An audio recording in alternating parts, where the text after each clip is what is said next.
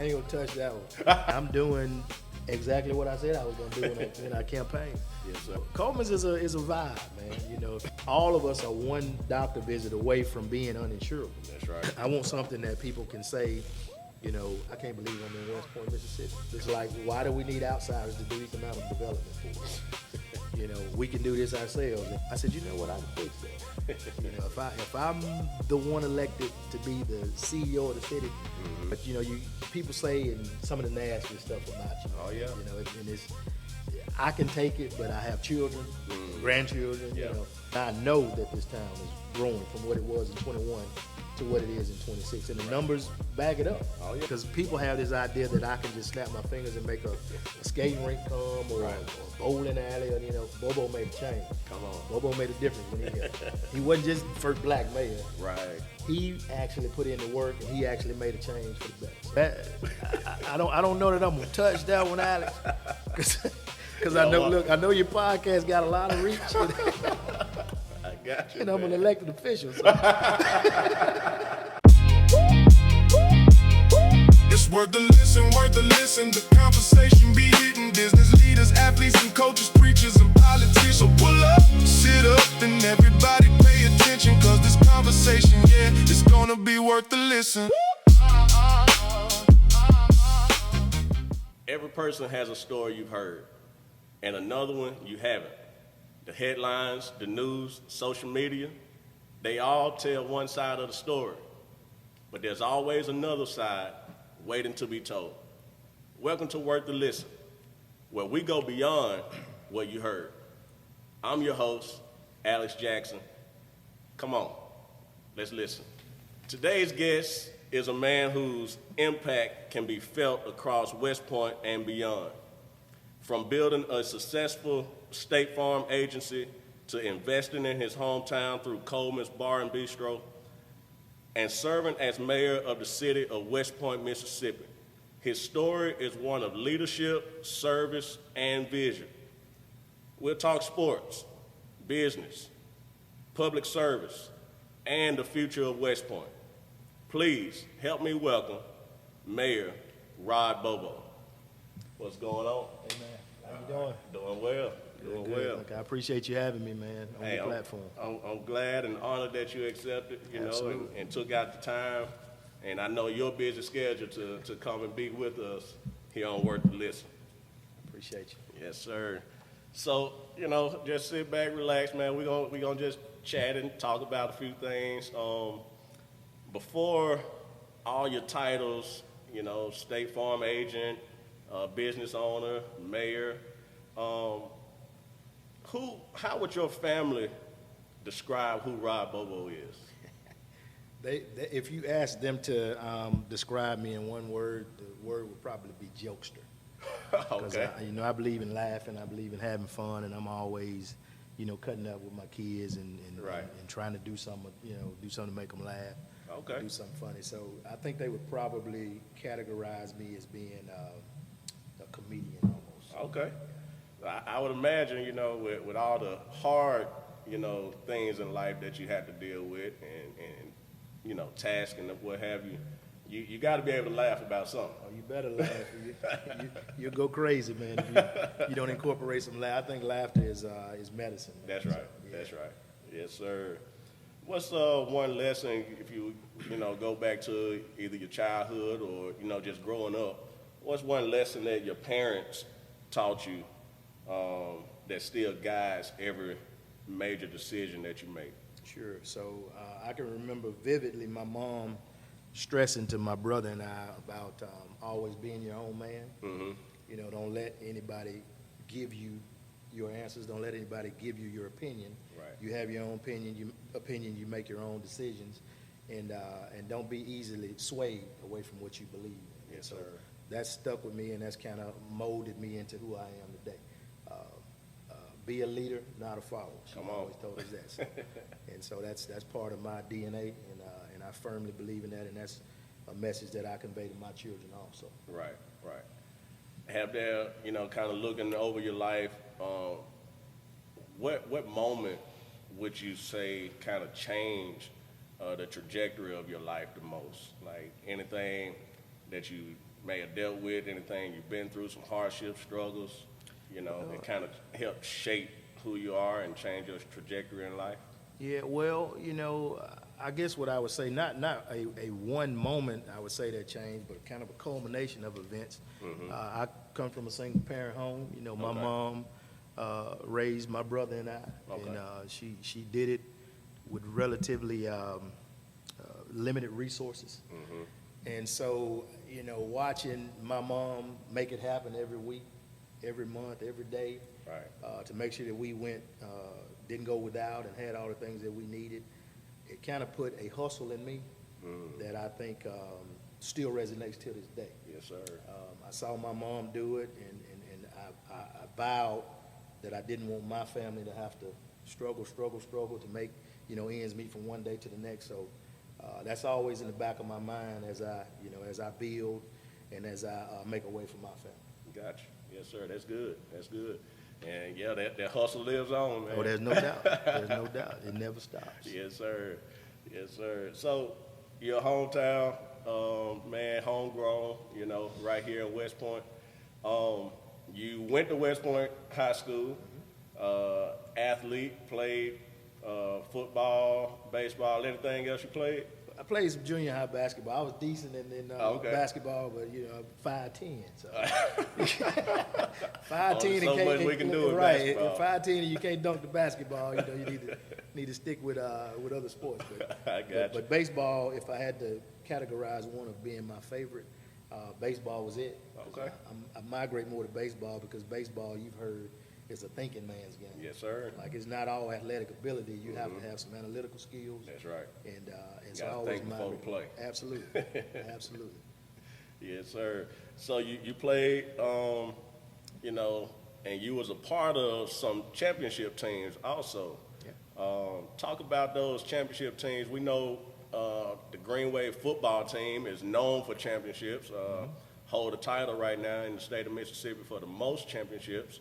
But it all started back in the 80s, where we won 4 in the 80s. And you was a part of how many of those? Actually, 3 of them. Okay. 3 of those teams, yeah. You was a part of 3 of those teams. Man, I got you. Well, I'm going to correct you on one thing. It actually started in 82. Okay. They won this, I think the first state championship was in 82 with Thunder and Lightning. Right. They went 13-0. Okay. And then, it kind of picked back up 87, 88, 89. Right. Were the 3 consecutive championships, so yeah. Yes, sir. But you're absolutely right. It did. That dynasty kind of started in the 80s. Yes, sir. And so you was a part of 3 of them. And now I heard somebody say that you was a part of the championship baseball team. Yeah. The only one that we ever had here in West Point. That is correct. To my knowledge, and I may have had some back in the day. If so, I'm not aware of them. But to my knowledge, the only state championship team in West Point was in 87. And Yes, sir. myself, along with 3, maybe 4 other freshmen, were the only freshmen on that team. Okay. So yeah, we won state championship in baseball, a little known fact, in 1987. I got you. So coming up through the years, how did those, being a part of those championship teams kind of help shape your mentality also? Sure. Well, I joke, and I know this will never be reality, but I joke with people all the time, and especially young men. I think that playing high school football or some high school sport should be mandated Yeah. for a young man. Yeah. Not discount my young ladies, but definitely for a young man, because I think that sports builds character. Right. It teaches you discipline. Yes, sir. Things that go far beyond just playing the game. It actually is molding you and shaping you for the toughness and the rigors of life. That's right. That's right. Yes, sir. So West Point, like I said, we built a culture of winning championships. What do you think is keeping those championships coming? Well, I would say, and this holds true not just with West Point athletics, but once you set a culture and set an expectation, Yeah. and that can go in a church or an organization or your home. Once that expectation is set and the culture is there, you kind of just you're birthed into it. Right. It's a way of life. It's expected, and so you just keep doing the things that keep you meeting those expectations. Exactly. And, you know, West Point keep doing it, man, year after year. And we've had actually some great athletes come through here in several sports, but, you know, just talking football here, we've had some guys go D1, play at the next level, but also even go pro from right here in West Point. Your first cousin Orlando was one of them. Got Jesse Anderson, Scott Lashley, you know, Lyndon Johnson, Marcus Murphy, and even right now Jason Brownlee, you know, playing at the next level. And so if I'm gonna just kind of give you an opportunity here to shed some light, because you like I said, you played in the 80s and kind of grew up watching those teams in the 80s, but then you've also seen these newer teams that has won championships now. So you've seen a lot of these athletes. If you had to build your Mount Rushmore of West Point football players, who's on your Mount Rushmore? Man, look, I ain't gonna touch that one. 'Cause you know, people tend to be a little more partial to the era that they know. Right. Now, I've seen through the years that I played, man, there were some outstanding athletes, some of whose names are never called, but they were studs. Yes, sir. And so that list is so broad, and I've seen some kids in the last 10 to 15 years that are phenomenal. Exactly. So that I don't know that I'm gonna touch that one, Alex, because I know your podcast got a lot of reach. I got you. And I'm an elected official, so, so I'll say this, man. There's something special about athletics in West Point. We've had some really, really good players on the football side, baseball side. I can start naming baseball players that were high caliber athletes, man, as well as basketball. Right. So, you know, we're doing something right on the athletic tip in West Point. Let me ask you this now. If you had the opportunity right now to suit up again and go play, you know, baseball or football, would you do it? I would, as long as I can get me a new set of knees from Amazon. But yeah, I actually still play softball, man, on a 50-year-old circuit. Okay. And so all the guys that I play with are at least 50 years old. Yes, sir. And I can run with them. I got you. I can run with them. So yeah, I would absolutely do it all over again if I had a chance to. So that kind of helps, you know, segue into my next question here, because, you know, I've seen you out there. I see a lot of posts that you know you make during the softball season. Where y'all pretty good. Seem like we got a decent squad, man. I've linked up with a great group of guys, man. That's that we all put in work. You know, outside of game time to get ready for tournaments. Right. And you know, we take it really seriously. You know, so people who don't play the game or who really don't have a love or a passion for the game, it almost looks silly to them. Yeah. You know, I get the question all the time, man, you 50-something years old, what you running behind why? Well, it's a little bit more to it than that. Right. You know, once you have a competitive nature about yourself, that doesn't just go away with age. That's right. And so, yeah, we have a great group of guys, man, and we compete at a high level. There's a high level of competition that we play against. So. Yeah. And so we enjoy it, man. It's recreation for me. It's therapy for me. Pulls me away from, you know, everything else. And so I enjoy doing it. I got you. So nowadays, when you get done playing after a tournament, which one hurts the worst? Is it your body or is it your pride after a loss or something? Well, it depends on the outcome. The body's going to always hurt whether we win the tournament or not. But definitely if you put your body through all that for a whole weekend and you come up short. Still lose. Yeah. Then you start questioning your call, and then like why am I doing this, man? But yeah, it's good exercise, man. And like I said, we travel. You know, we play in different parts of Georgia, Columbus, Georgia, Dalton, Georgia, Atlanta this past weekend. Man, so y'all traveling pretty good. We do. Chattanooga, Tennessee, parts of Florida, sometimes in Alabama. So it's fun, man. Okay. It gives me something to look forward to, and I enjoy it. Right. Yeah. I got you. Hey, listen, buying or selling a home isn't just another transaction. It's one of the biggest decisions you'll ever make. That's why you need someone you can trust every step of the way. This episode of Worth the Listen is proudly sponsored by Praxis Realty and Realtor Thomas Brooks, proudly serving families across Mississippi and Alabama. Whether you're searching for your very first home, upgrading to fit your growing home, downsizing, or looking for investment properties, Thomas is committed to making the process smooth, honest, and stress-free. He believes every client deserves personal attention, clear communication, and someone who will fight for their best interests from start to finish. Your next address could be one conversation away. If you've been thinking about buying or selling, don't wait. Reach out to Thomas Brooks with Praxis Realty today and let him help you turn your real estate goals into reality. Praxis Realty and Thomas Brooks helping you find more than a house. They're helping you find a place to call home. All right. So, I see this bracelet you got on.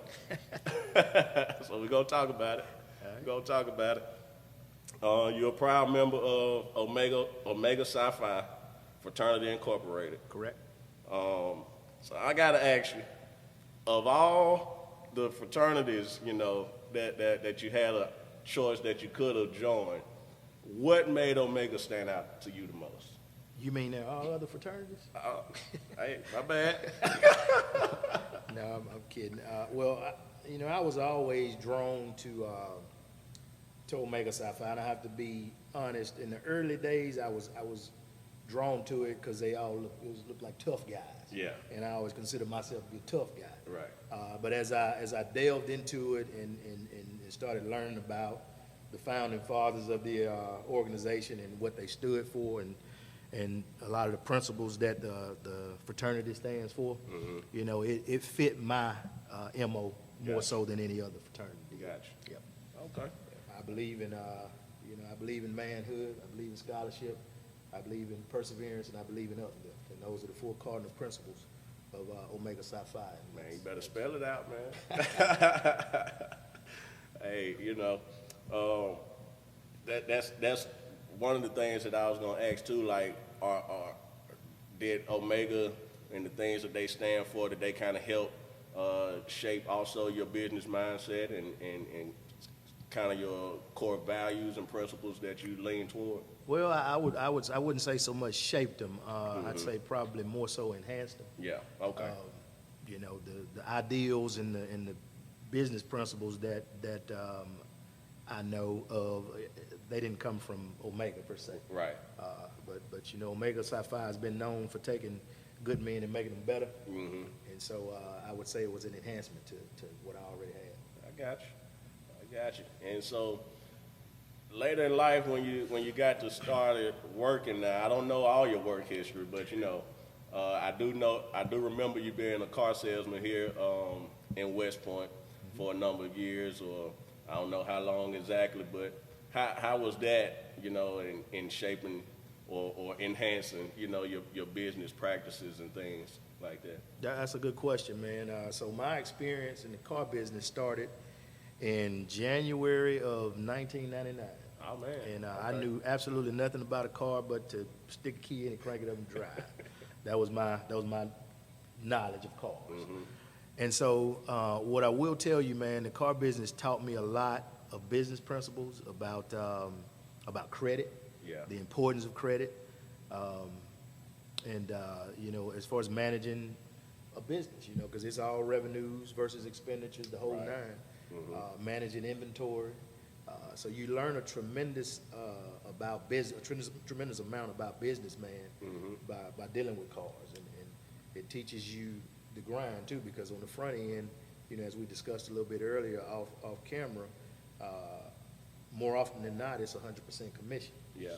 And I often said that if you can survive, a period of time selling cars, there's not much from a business perspective that you can't do. Yeah.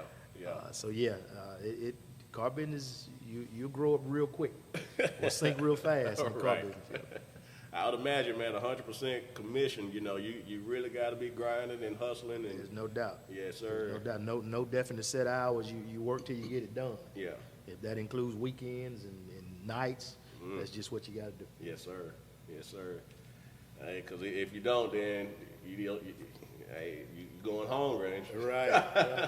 Look, the bill man don't want to hear at the end of the month that you got a little tired and you came up short. They don't want to hear that. So bills got to be paid, babies got to be fed. Right. You know, so you do what you got to do. Yes, sir. And from there, is that when State Farm came? Yeah. So without calling names, December-ish of 2010. I was approached. I was selling one of the local State Farm agents here in town a vehicle, and you know, in the course of us, you know, talking about the vehicle purchase, he asked me if I had any interest in getting in the insurance business. Yeah. And I said, well, you know, I hadn't really thought that much about it. I said, but you know, I'm ambitious, and I would definitely look at any opportunity. So he told me that State Farm was kind of in a growth mode and that they were actively seeking new agents. Okay. And he said, do you mind if I give your name to a recruiter? And I said, sure. So he did that. Recruiter called. I did the little assessment. Apparently did okay on it. And they came calling, and one thing led to another, man. And you know, here I am. Right. 14 years later, Oh, man. still operating. Yes, sir. Yes, sir. And we definitely call that, you know, success to still be up and rolling with it, you know. How has, you know, entrepreneurship and owning and running your own State Farm, you know, how has that shaped your leadership and your leadership skills? Good question. And I would think that my leadership, my answer to that would be the leadership skills part of it started at the car lot. Okay. Because although I started out just a salesperson, my career quickly progressed into management roles. I evolved into managing inventory Okay. at Mitchell, and then evolved from there to a sales manager position. And so when I left, I was a sales manager. So Gotcha. I'm in the realm of being a sales manager. You're managing people, you're setting schedules. You know, you're dealing with different personalities and Right. you know, everything that comes with being a manager. So the leadership portion actually started there. Now, as I started my own State Farm insurance agency, the thing that I would say that changed was just being a manager at Mitchell. The buck didn't always stop with me. There was always somebody above Come me. on. As opposed to when your name is on the sign, you know, you're the one-stop shop. Yes, sir. One all be all. And so that kind of intensifies your management piece of it. You're still managing people, but now you're actually paying the bills. I Right. wasn't paying bills at Mitchell, so now I gotta incorporate paying my people. I gotta be on top of my tax game, Yeah. and then I gotta be on top of recruiting and retaining and you know, motivating people Yeah. to work for you and get objectives met. So Yes, sir. it's a little bit different grind when you know, when your name's on the side. Oh, yeah. I believe it. I believe it. What would you say to the people that look at insurance as a scam or a ripoff? What would you say to those people? I would say, first of all, to them, if you're looking at it like that, I mean, I understand how people can feel that way, because the reality is in the insurance world, all an insurance agent or whoever you bought your insurance from, all they really give you in exchange for your premium dollars is a promise. Right. And that's pretty hard to digest. Like you give me $400 and I promise you this. Yeah. You know, that if you do that out on the streets, people gonna look at you like you're crazy. Exactly. But that's really all you sell in the insurance world is a promise or a surety. And that's a hard concept to digest from people. You know, I pay this premium every month, nothing ever happens, but there's always that what Right. if? What if? What if? And so, you know, insurance is one of those things that is better to have than not need it, than to Come need on. it and not have it. So that's what I would say to them. I get it, I Right. understand, because you pay money and most of the time nothing happens. Yeah. But again, there's always that one time. What if I'm this telling you. happens? And you don't want to be out there caught without it. Let me tell you, I've worked storms, catastrophic storms in Birmingham, and it's not a pretty sight. to be at a devastation site, a whole neighborhood's got wiped out, Yeah. and you're talking to people and you realize you hear stories like, man, look, I let my insurance lapse last month, and now my whole house, my whole world is right. I have no coverage. Right. You know, those stories are out there, Oh, yeah. and they're Absolutely. not far. I mean, it happens here. People's houses burn, and, Yeah. and they don't have coverage, and then those people, I bet you won't hear them say that insurance is a scam. Oh, not at all. Not at all. So, sticking with insurance, life insurance, you know, you have some people who believe in it and some who don't. What could you say as an insurance agent? What could you say to persuade someone to insure their life before they insure their possessions? Well, that's an interesting question, and one of the concepts that I use, and I've used this as I'm trying to impress upon a potential client's mind the importance of life insurance. I use an analogy called the goose that lays the golden eggs. Okay. You may have heard it or not, but it goes something like this. So if you had a goose that lays golden eggs, what's more important to insure? The eggs that the goose is laying or the actual goose? And then most people will be like, well, not real sure. They think it's a trick question. Well, to bring it home, you know, most people have car insurance, house insurance. Well, you're the golden goose that's producing all these things. Yeah. So in essence, you're insuring the eggs, but the goose has no insurance, the Yeah. one that's producing all this. Right. And that goose is what's producing income for the people that they would potentially leave behind in an untimely death. So it would behoove you to not insure the goose. Like the golden eggs mean nothing if the goose can't produce them. Come on. So you know, when you start breaking it down to people like that, and I make it real when I'm talking to folks about life insurance, and you give them real life what if scenarios. Yeah. You know, this is an uncertain world we live in. We truthfully don't know when our time is going to expire. Right. And so I put people in situations. If I'm talking to a husband or a wife for that matter, you know, I say things like, you know, what if you leave out of this parking lot today Yeah. and, you know, an 18-wheeler smashes you? I mean, we hope that doesn't happen, but it's not out of the realm of possibility that could happen. Yeah. If that happens, you don't make it home tonight, what does that financial picture look like to your family going Come on. forward? And you make them think about it. Yes, sir. And most people, when you start thinking about it, you know, along those lines, you're like, you know what, this guy's right, man. You know, I got a 3-year-old at home, I got a 7. They need me. Yeah. And you know, death is not always. Sometimes you can foresee it. You get a terminal illness, a terminal diagnosis that takes 3-4 years to take you out. Well, you got time to plan. Yeah. You have 0 time to plan if you drive out of a parking lot, 18-wheeler smash you. Like your business, if your business ain't fixed in, Right. it's problematic. Yes, right. That's right. So you know, you just have to you have to get people out of their comfort zone. Nobody wants to think about dying. Right. You know, we all know that it's gonna happen, but it's a don't wanna conversation that think we about can't. it. Right. You don't want to think about it. But a responsible, prudent person, Yeah. you have to think about it. That's it. And the unselfish thing to do is you have to think about it. That's it. The thing that, and I know I'm talking Go about ahead. the thing that really irks me, that I see a lot, and I know you do as a pastor, is when somebody passes and these GoFundMe's. I'm Yeah. not knocking anybody that did it, or Yeah. you know, if that's what you got to do to raise money, GoFundMe's and selling fish plates and Yeah. spaghetti plates Yeah. for a person who's walked this earth for 60 and 70 years. Come on now. That's almost an embarrassment. Yeah. You know, and when you think about how relatively cheap a policy can be if Yeah. you get it at the right time, Right. because life insurance is predicated on age and weight, and you know, some things go into play with that, but mostly age. Yeah. You know, you can get a high amount of insurance, life insurance, if you buy it when you're younger, That's right.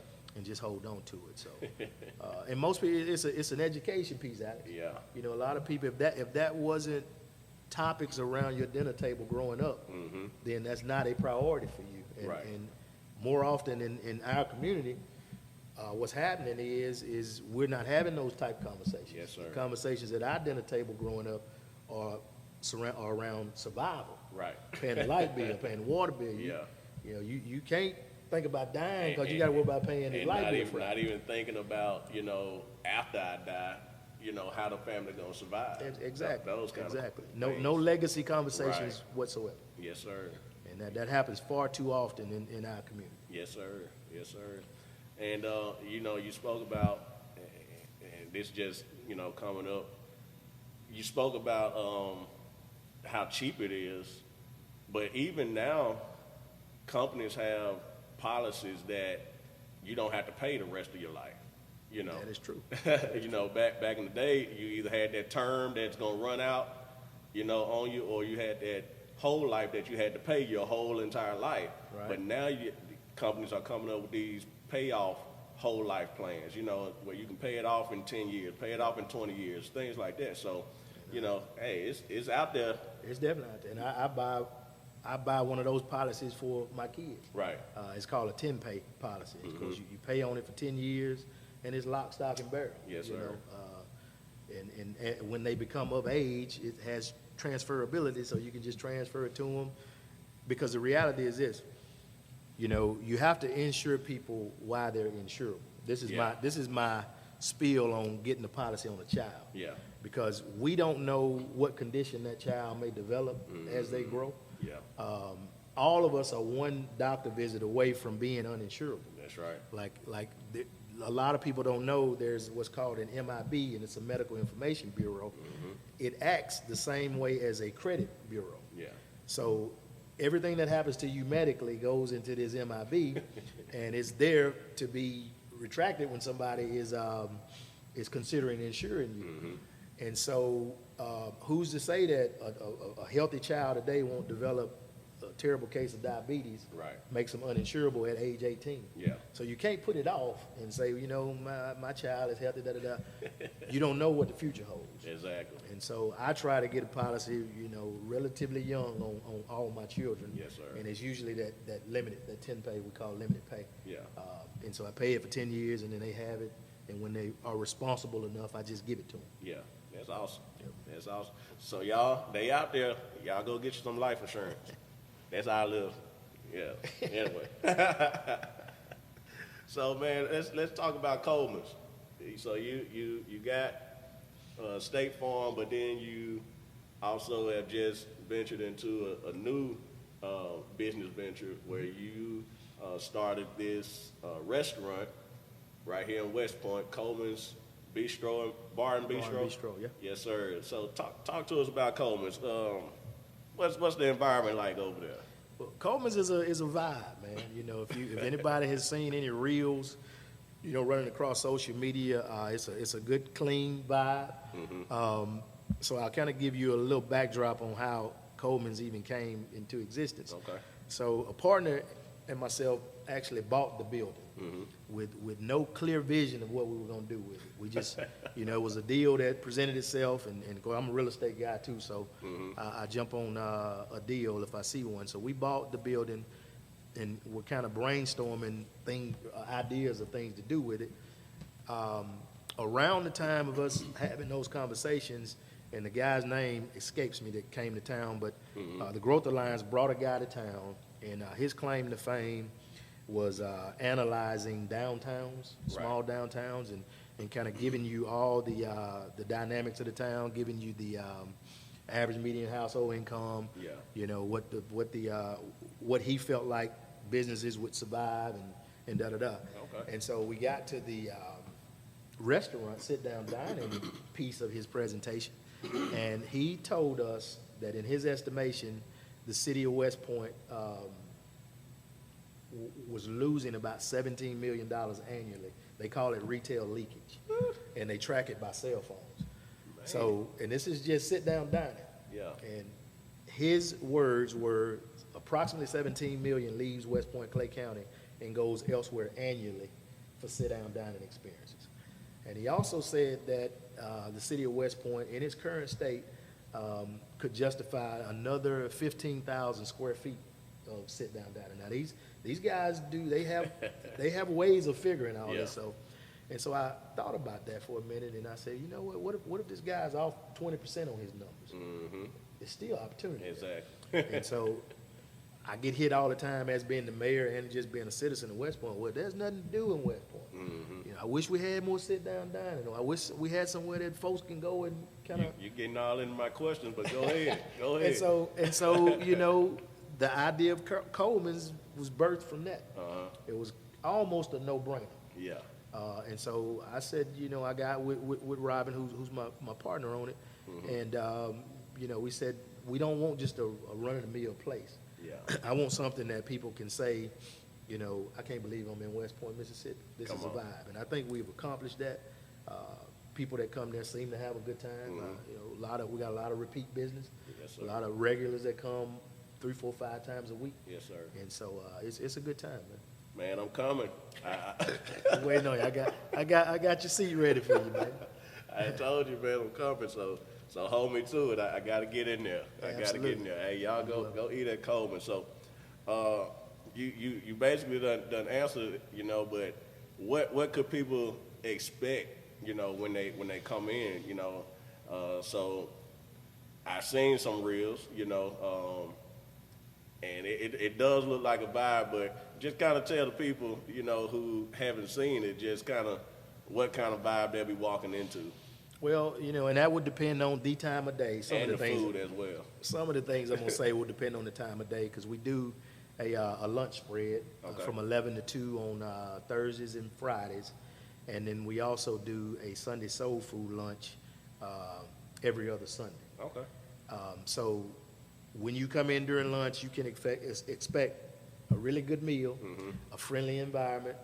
Now, if you come at 5, from 5 to 10 is our normal hours on Tuesdays through Fridays, 5 to Tuesdays through Thursday, 5 to 10. On Fridays, we go from 5 till midnight, and on Saturdays, we go from 5 to 1. Okay. And what you can expect then is a very lively environment. It's family oriented. We have a front that's just a dining room, and a lot of people come in and they bring their kids, The back part is more of a lounge feel, and we also have a cigar component to it. We sell cigars on site, and you can actually, if you're a cigar guy or girl, you can actually enjoy your cigar right there in the building. Okay, I got you. Sounds like a vibe, man. And occasionally we'll have a DJ, and we do First Fridays. We call it a First Friday social, where we have karaoke. We got DJ, and that's always a good time. Okay, I got you. I heard about some R&B. R&B bingo, yeah, that's Thursday. That's actually going on right now. Oh, okay.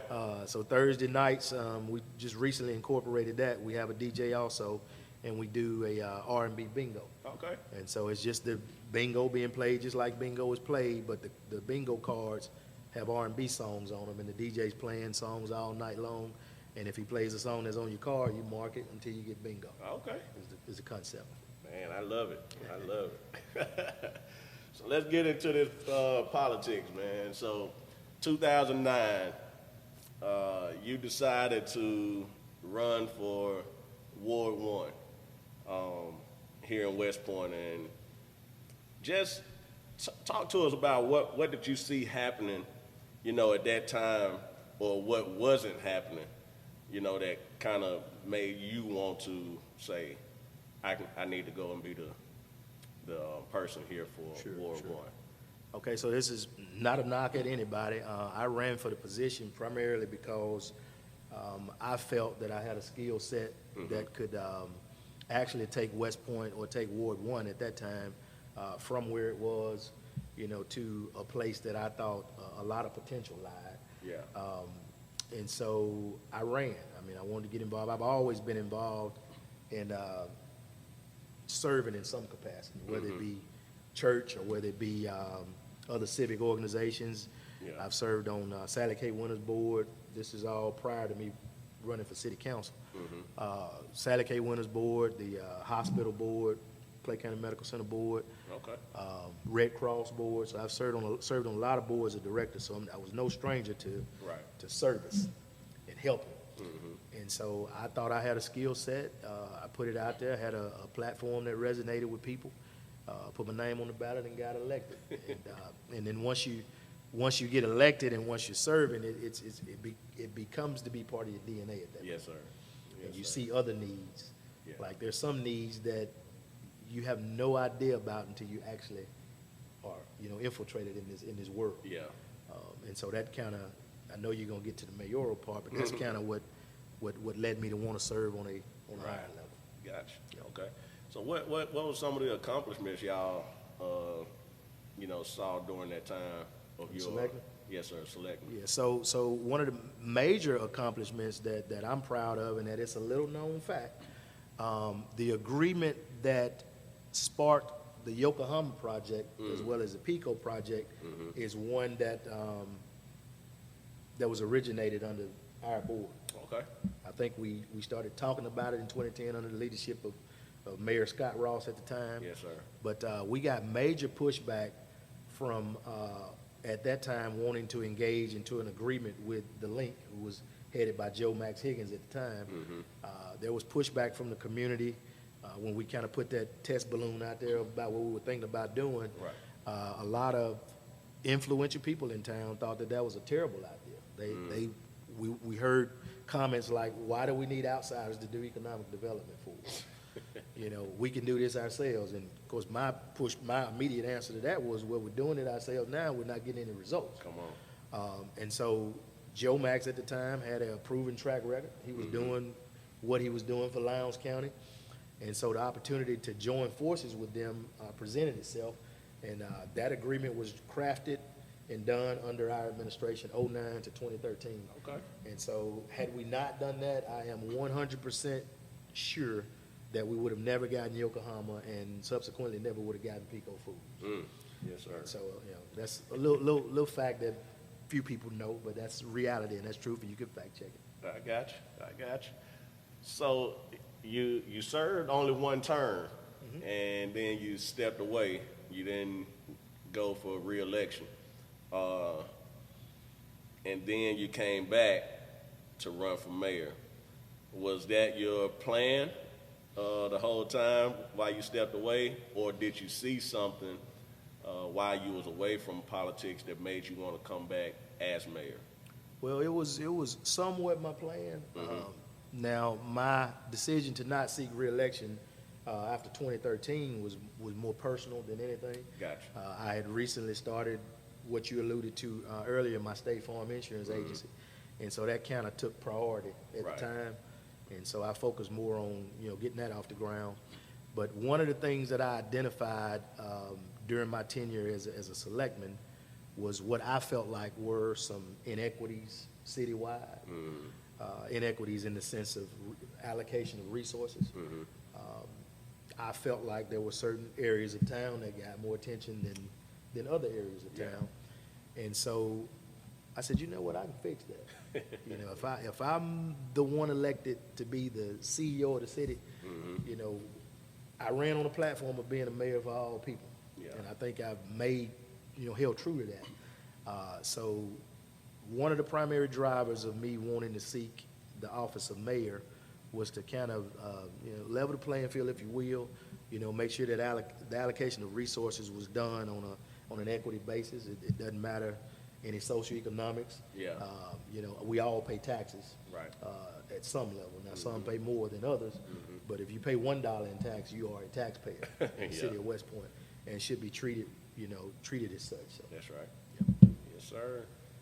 So, during your mayoral campaign, campaigns can kind of get a little ugly sometimes. Oh, yeah. And get personal, What was the hardest part, about running for mayor that the people don't see? Well, the hardest part about running and the hardest part about serving is once you give of yourself and put yourself out there, you free game. Yeah. And it's one of the ugly sides of politics, if you will, and it's kind of disheartening if you harp on it. But when you understand the nature of people and human nature is, you can kind of digest it a little better. But people say and some of the nasty stuff about you. Oh yeah. And I can take it, but I have children, grandchildren. And so that's, to answer your question, the hardest part of it is to just have to sit there and be barraged with insults and people making up rumors about, just all the whole thing about it. I'd imagine it's tough, man. Oh yeah, it's a grind, man. Politics has a dirty side. And they don't want you to say nothing, don't want you to, retaliate. Oh well, you can't. You retaliate, you're always a smaller person. Yeah.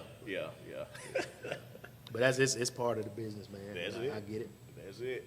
What's been the biggest surprise to you, after you actually got the seat and sat in the seat of the mayor of the city? Biggest surprise. One of the biggest surprises, and you asked the question, and I'm gonna be brutally honest. Yes, sir.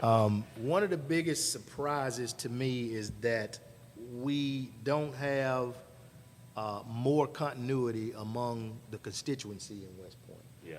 Like, we've done some good things, and it's very obvious to anybody that's paying attention. Yeah. Yet you still have who I call some sensible people. I wouldn't dare call names, but you still have some opposition. And I know everybody's not gonna ever be for you. No politician has ever won an election with 100% of the vote. Yeah. That just doesn't happen. So what that tells me is you're gonna always have naysayers. But the level of what I think are sensible people who are still beating the naysayer drums, that's been the biggest shock to me. Yeah. When I know that this town is growing from what it was in 21 to what it is in 26, and the numbers back it up. Oh, yeah. Like you can't argue with numbers. For sure. The facts are there, and if you're not blind, you can see what's happening. Yeah. And so I guess the surprise was thinking that a big majority of the people would be happy for positive change in West Point, and yet that's not the case. Yeah. And that sounds crazy, that people actually see the good, but still have negative things to say. Yeah. And, again, that goes back to that you have to understand human behaviors. Yeah. And you have to understand the why behind a lot of stuff. And then once you get that piece, it's a little bit easier to understand. You're like, why is this person so upset and angry about positive change? And then you're okay, well, Right. you kind of know why. I got you. So you became, when you won, you became the first black mayor here in West Point, in West Point's history. So what did that moment mean to you personally, when you won? Well, it was a huge moment, man, and I was kind of just in awe and caught up in that. But it was short-lived. It was short-lived. I was elated to be the first African-American mayor because I think we all should be barrier breakers in some shape, form, or fashion. Yeah. And so I was elated from that respect. But I quickly started telling reporters when they wanted to interview me, and that's all they wanted to talk about, I would quickly shift the narrative from, hey, I'm appreciative of being the first black mayor. I said, but my focus is being the most effective mayor that's ever held his gavel in the hand. That's awesome. And so although I am the first black mayor, and I'm appreciative of that, and I'm super proud of it, that shows that we are making some strides. We're nowhere near where we need to be. Yeah. But the fact that I was able to be elected speaks volumes. Right. But I don't want to stop there. That's it. I want to go down my legacy to be, Bobo made a change. Come on. Bobo made a difference when he hit. He wasn't just the first black mayor. Right. He actually put in the work, and he actually made a change for the better. So that's what I want to be known for. Absolutely. Have you been able to accomplish some of the goals that you set out to accomplish? Absolutely. Because we're in your second term now, right? Yeah, we are a little better than a year into my second term, and I'm doing exactly what I said I was going to do when I campaigned. Yes, sir. And I'll just kind of take us back down memory lane. I was real big when I would engage in debates with other people running. My thing was always growing our tax base, engage in public-private sectors to get things done, and making sure that West Point got its fair share with respect to federal and state dollars. Yes, sir. Now, and you can fact check this, we've gotten, and I don't want to give you exact numbers, but we've gotten upwards of about $10 million that have came to West Point via Washington, D.C. or Jackson, Mississippi, in the 5 years that I've been the mayor. That's awesome. And I told you earlier, the thing of it is if you don't ask, you don't receive. And so we're not bashful about going to Jackson. We're not bashful about going to D.C. and walking the halls and talking to whoever we need to talk to make sure that West Point's needs are being met. And I think we've been highly, highly effective at doing that. Yes, sir. And we brought infrastructure money back. Just here recently, we got $1 million that's funneling its way through the process. Should have money in bank in the next month or so, but it's a COPS grant that's predicated 100% to law enforcement. Yeah. And so what we're gonna do with that is bring technology up in our police department. We already have some cameras that we had some monies allotted in our lighting project that we put up some cameras, but we're about to flood the city with surveillance. Okay. Some may think that's a bad thing. I would beg to differ in the climate that we operate in now. Yes, sir. So we're gonna enhance our police department. We're buying a couple Harley Davidson motorcycles. We're gonna have a motorcycle division to help with escorts in traffic situations. Yes, sir. They're highly effective from that respect. And we'll also, have some up-to-date technology within our police department, in our police cars. Okay. Anybody that's paying attention can see we've kind of updated our police fleet, and that's done through some strategic ways, more effective, efficient ways than what we were doing in the past. Right. So yeah, we got some good things going, man, and like I said, we've generated or brought back upwards of about $10 million, a little better than $10 million in appropriations money. That's incredible. Yep. And we actually sitting in City Hall right now, where y'all conduct, the city meetings and everything. And I'm looking around and I see a lot of upgrades and, things that, it looks good in here, man. Appreciate it. So that money, the money to do this project came, when I first got elected, we noticed that we had a roof leak. Yeah. And so the water was coming in, down the walls, doing extensive damage. And so in one of my pleas to our state delegation, Senator Turner Ford, Representative Carl Gibbs primarily, I just voiced our needs to them. I said, hey, we got a badly deteriorating building. The roof is in bad need of repair. What can y'all do for me? And so they came back, and through a grant through Department of Archives and History, we were able to get $500,000 to put a new roof on, as well as do some upgrades internally. Wow. And that all came from Alex just, applying yourself and asking. It's not rocket science. It's not rocket science at all. Yes, sir. It's putting your community on the forefront and its needs on the forefront and saying, hey, y'all are representing us. This is where it goes down. Y'all got the purses. Yeah. This is what we need. What can y'all do? That's it. And that concept in Jackson and that concept in D.C. Has yielded dividends for West Point. Right. I'm a preacher, man, and I like what the Bible say. It says, ask and you shall receive, seek and you shall find, knock and the door will be open to you. Absolutely. Each one of those letters, ask, seek, and knock, start with A-S-K. So it go back to asking. At the end of the day, if you don't ask, how can you receive? If you don't ask, how you gonna, seek for or find what you're looking for? If you don't ask, how you gonna get to that door? Absolutely. And I'll tell you, and this is something that was said to me in our first trip to D.C. back in, it probably would have been fall of 21.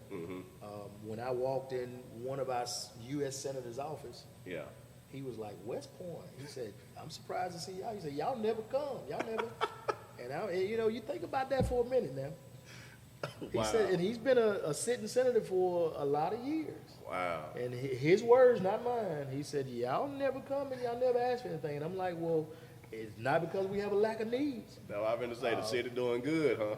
Right. So that told me, and as I learned more about the process of the whole world of maneuvering through D.C., that's it. That's it in a nutshell. You have to go. You have to have a plan that resonates, a legitimate need, and a legitimate way of how you're going to address that need to ask for money. But if you have those two, you got the need, it's something that they fund, you have a shovel-ready project that you can articulate to them. More often than not, if the money is available, you'll get some variation of it. Right. That's awesome, But you don't get it if you don't ask. Yeah, that's it. What's been some of the biggest stumbling blocks, here in West Point, to your vision that you see for the city? I would say, people. Yeah. People, it's always people. Now the job, just by virtue of the things that are required of you for the job, is it's not that demanding. Yeah. You know, what makes it cumbersome sometimes is some of the people that you have to maneuver through to get objectives done. Right. So that's been a challenge, and you know the time management piece is a because the position of mayor in West Point is listed as part-time, but it's far from part-time. Yeah, absolutely. If you're gonna be effective at it. Yeah. Now you could part-time it and half do a lot of stuff, but is that what you want to be known for? But if you're gonna do it you know, on an effective level, it is far from a part-time job. Yeah. I asked you earlier, before we start taping, you know, West Point is considered a strong, board, weak mayor, but, you know, the mayor got veto power. You ain't had to exercise your veto yet, have you? I haven't vetoed, and this is my second term. I haven't vetoed not one action that the board took. Wow. And I tout that with, and we don't always agree, as you shouldn't. If you've got 5 people representing 5 respective wards, and everybody always agrees, then that tells me that you got about one, maybe 2 people thinking for everybody. Yeah. And so we have disagreements, and we hash it out, and we brainstorm possibilities and what ifs, and what comes out of that is usually what we feel is the best approach going forward. But the reason I haven't had the veto is, you know, I respect my board, whatever that makeup is after elections. And I've got a pretty good working relationship with every sitting selectman and selectmen's past. Right. And I think that kind of lends to me not having to use veto power because we usually can talk about issues and my mind can be changed if you see a better way of doing whatever the issue is. But yeah, having a good relationship with your board, I think promotes a more functioning administration. Yeah. You know, far often and far too much in politics you get, and it's on the national level. Right. You get stalemate, you know. And absolutely. You know, I feel this way, you feel that way, we can't agree. The whole time, the people that you're serving suffering because you ego tripping about something. And that makes for ineffective government, in my opinion. And I try hard to make sure that doesn't happen in West Point. Yes, sir. And we appreciate it. Y'all all are doing a fabulous job, man, and we definitely appreciate what y'all do for the city, you know. What's one of the biggest misconceptions that people have about Mayor Rod Bobo? Well, I've heard people say that I'm arrogant. Well, I've heard people say you can't talk to him, and that is anybody that knows me, you know me. And anybody that knows me, I wouldn't have to say a word. I think they'd argue that fact for me. Because I'm far from that.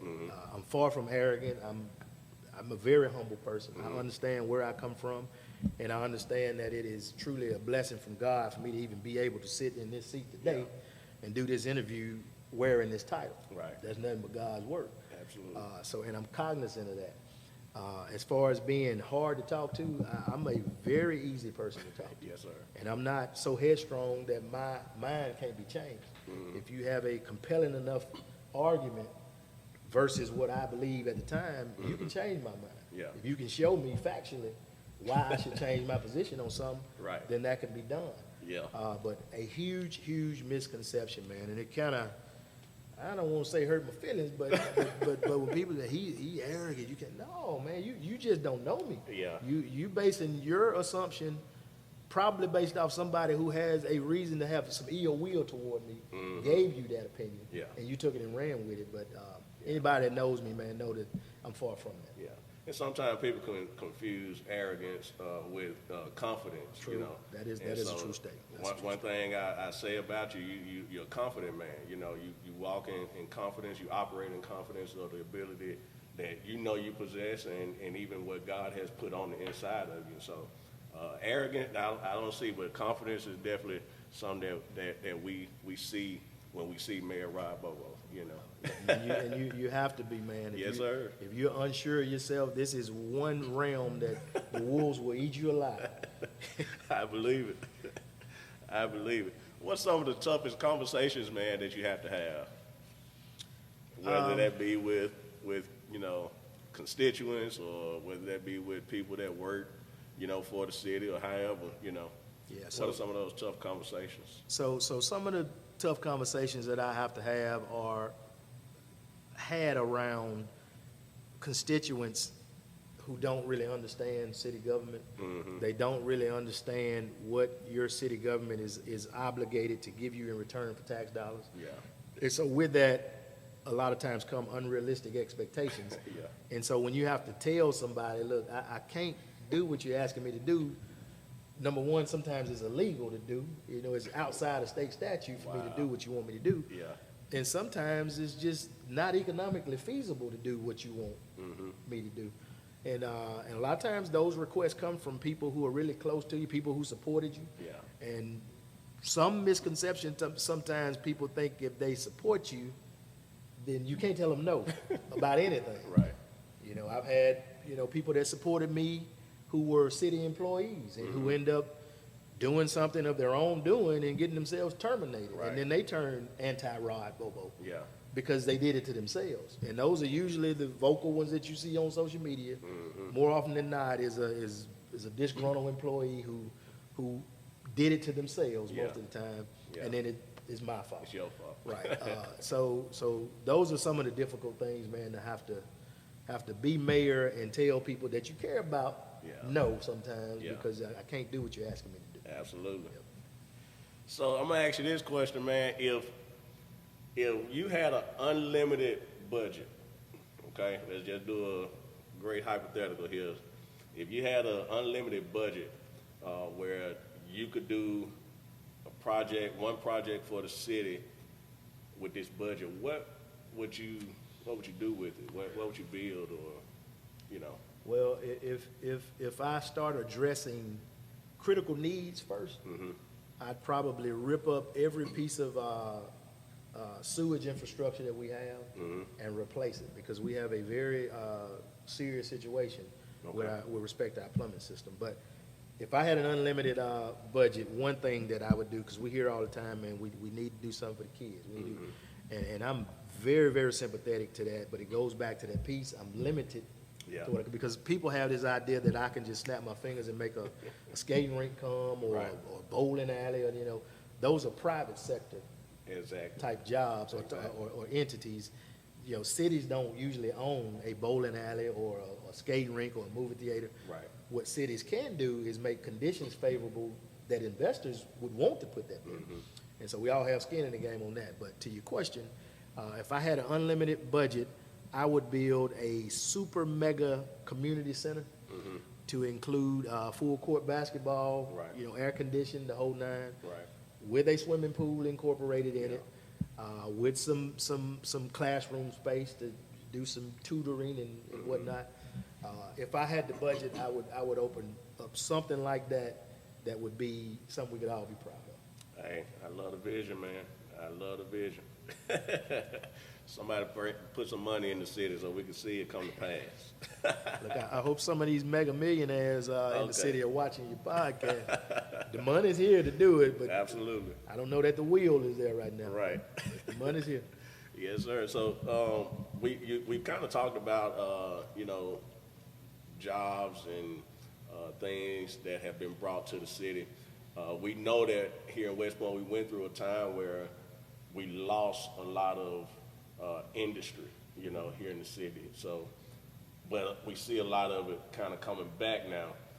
Talk to the people about what's the city's plans been as far as helping to bring jobs into the city and all those different things. Okay, well, cool. So we're gonna continue what we've been doing, and that is to continue to cultivate our relationship with the Link, as they are the ones out actively recruiting with respect to jobs and economic development. Yes, sir. On the industrial side. Right. They don't do retail. Okay. So any retail recruitment has to be done internally.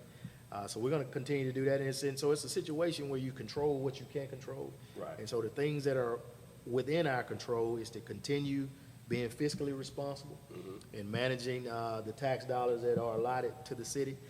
And I'm proud to tout that, you know, in the 5 years that I've been mayor, the 5 budgets that I've managed, we've ended the year with a surplus every single year. Every single year. And so we've lowered taxes. We've lowered the millage rate 2 times.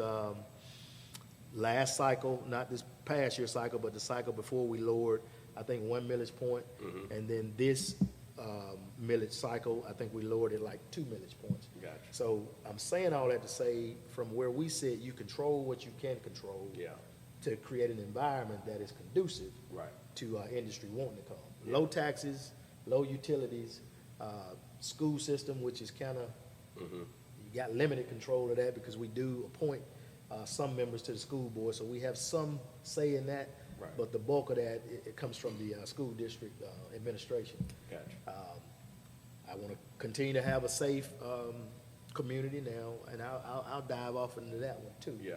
Because sometimes I think we get unfairly labeled as being unsafe, Yeah. and I would immediately push back on that. Now, we have our fair share of incidents, but I can honestly say the ones that I know about as of recently being in the last 4 or 5 years since I've been the mayor, most of the time, they are isolated events. Like, we don't have any, like, random mad gunmen, Yeah.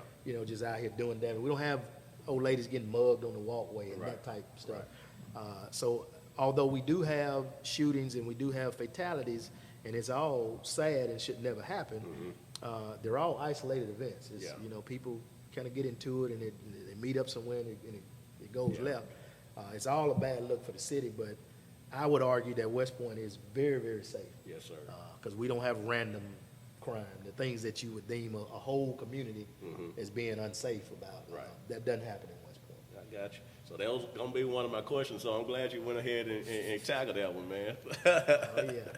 Yes, sir. So to the people that say that West Point have a housing problem, and we don't have good housing options as far as houses, which we can't do nothing about that citywide, city, but apartments,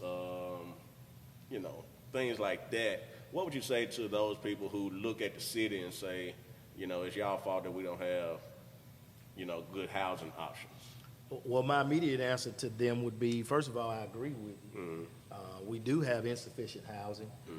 We do have insufficient affordable housing for those that want to buy. Right. Here's what I think happened for far too long in West Point.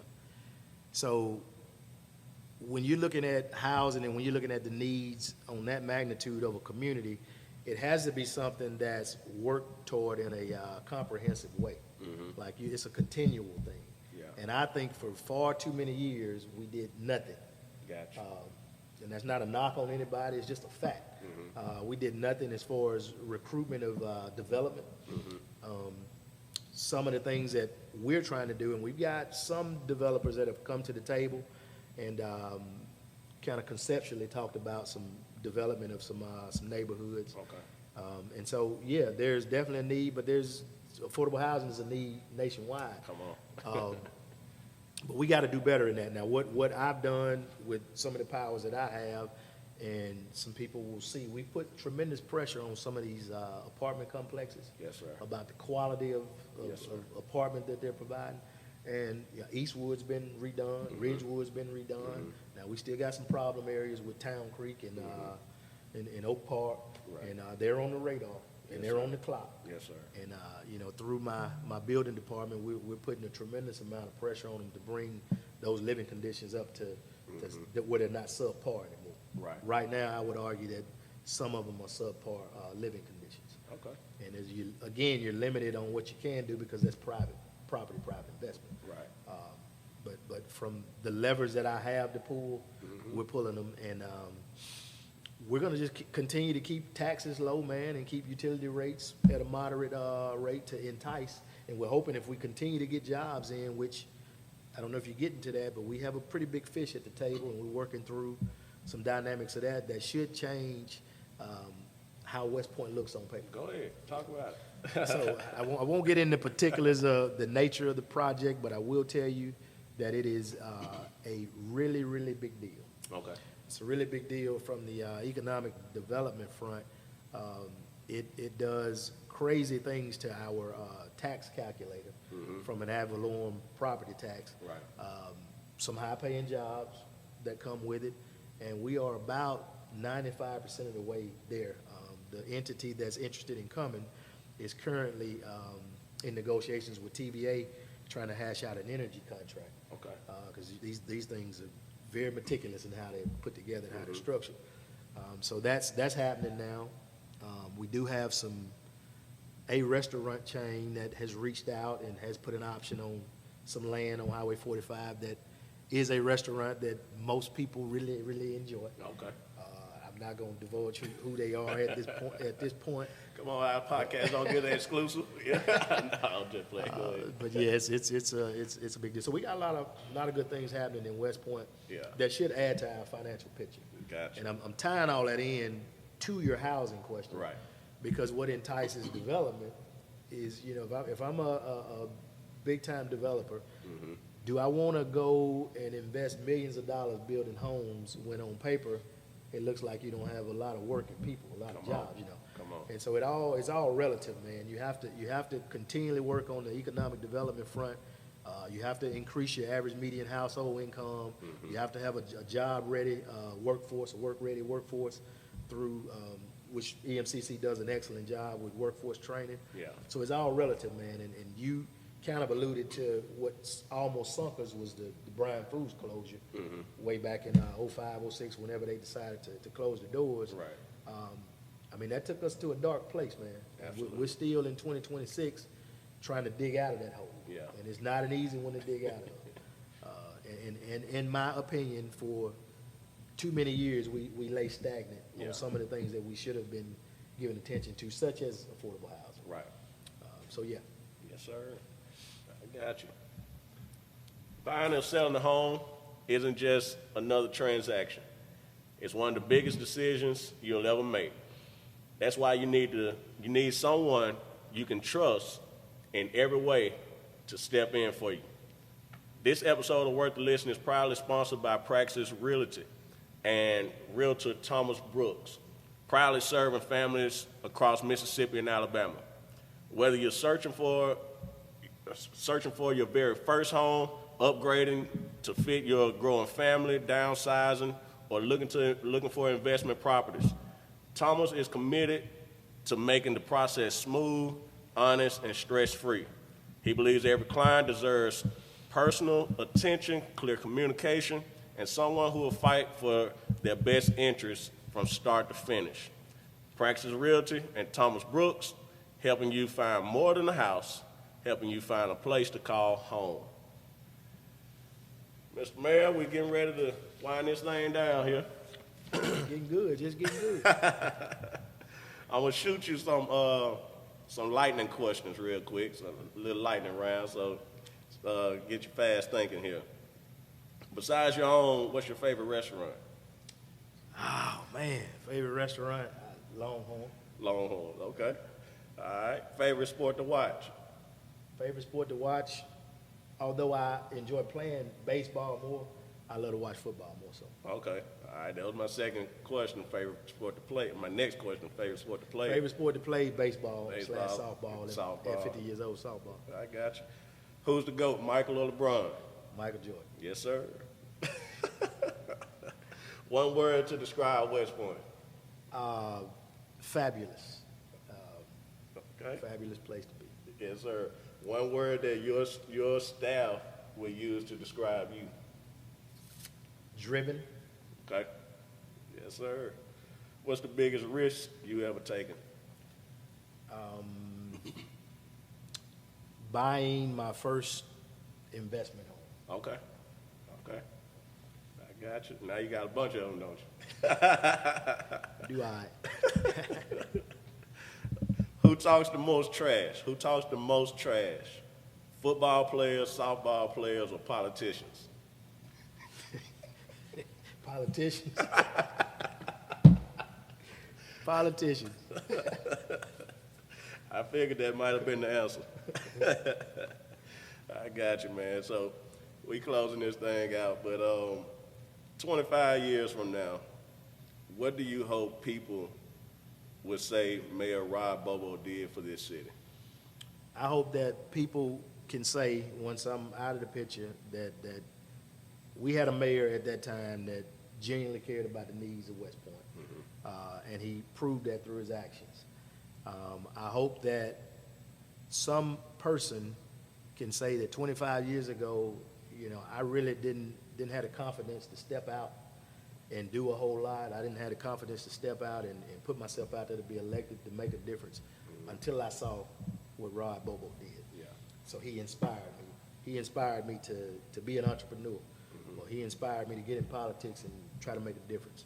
If I can get either one of those, or he inspired me to be just a decent human being. Yeah. Somebody that somebody can look up to me. If I can get either one of those, I think it's a win for me. Yes, sir. Absolutely.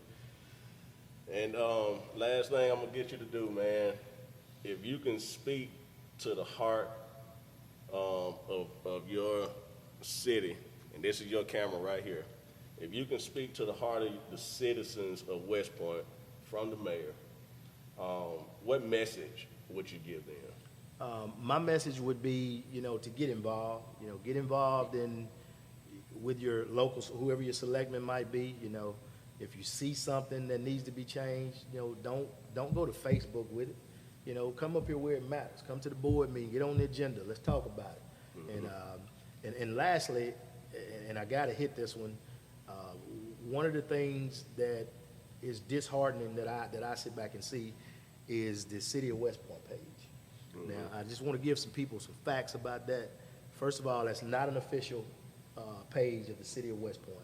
That page is administered by an individual who used to be a city employee, who has an axe to grind on making the city look bad. In my estimation, this is my belief, and I have facts to back that up. I've been told that people have tried to go on that City of West Point page and say positive things about me or about West Point, and they never make it to the page because they don't get past the administrator. So my appeal to the people of West Point, don't feed into all that negativity on that page, and definitely don't be a part of it because industry's watching. Yes, sir. Like, they're gonna go to that City of West Point page. I think that we kind of shot ourselves in the foot with some of the things that we said about McAllister's and some of the places that we had who opted to leave. I mean, nobody wants to invest their money in a community that looks like they don't appreciate it. Right. Like, these folks got deep pockets. They can be where they choose to be. And so sometimes I think we do ourselves a disservice by seeking likes on social media. So my appeal would be just don't feed into that negativity. This is our home. If you live here, if you're a part of it, you should want to see it flourish and see it, really do good. And we all have a vested interest, man. Yes, sir. We all have a vested interest. And my appeal to the youngsters, on the same tip, put the guns down. Come on. Like, put the guns down. Like, we're doing it to ourselves. Yes, sir. We're doing it. We're giving our city a negative image based on foolishness. And then, just don't be that person. We're in this thing together, man. If you're going to call this home, then, in my opinion, you have a vested interest in making sure that this city is protected in all respects. Yes, sir. Beautifully spoken, man. Beautifully spoken. Well, this has been another episode of Worth a Listen. We want to thank you, Mayor Rod Bobo, for being our guest today. Y'all remember to like, comment, and share the content. Follow us on our socials. We're on YouTube, Facebook, TikTok, Instagram. And we thank y'all for tuning in. Thank y'all for watching. Thank you for listening. It's been another episode of Worth a Listen. I'm your host, Alex Jackson. And until next time, keep listening.